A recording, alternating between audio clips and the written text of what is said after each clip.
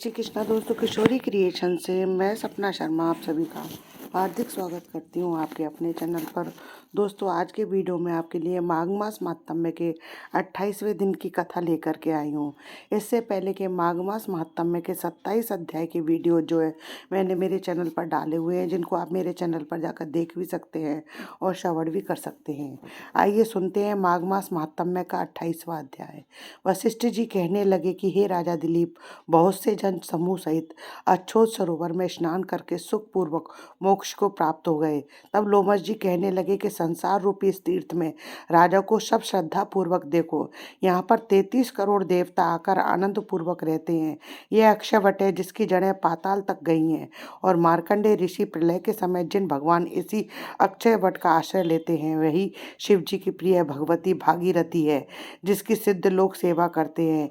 यह गंगा स्वर्ग के हेतु पताका है। जल पीकर मनुष्य मुक्त हो जाते हैं।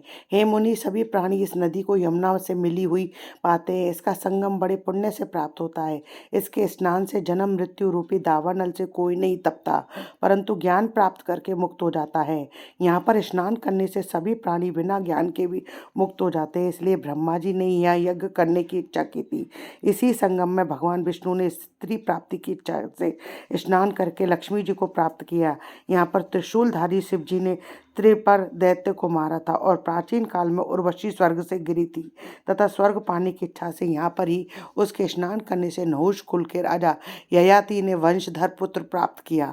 यहाँ पर इंद्र ने प्राचीन काल में धन की इच्छा से स्नान किया था और माया से कुबेर के सब धन को प्राप्त किया था। प्राचीन काल में नारायण तथा नर ने हजारों वर्ष तक प्रयाग में निराहार रहकर उत्तम धर्म किया था। यहाँ पर जगह सभ्य सन्यासी ने महादेव जी जैसी शक्तिशाली से विजय पाई थी तथा अणिमा आदि योग से अति दुर्लभ ऐश्वर्य प्राप्त किए थे। इसी क्षेत्र में तपस्या करके श्री भारद्वाज सप्त ऋषियों में सम्मिलित हुए। जिन्होंने भी यहाँ स्नान किया उसको स्वर्ग की प्राप्ति हुई।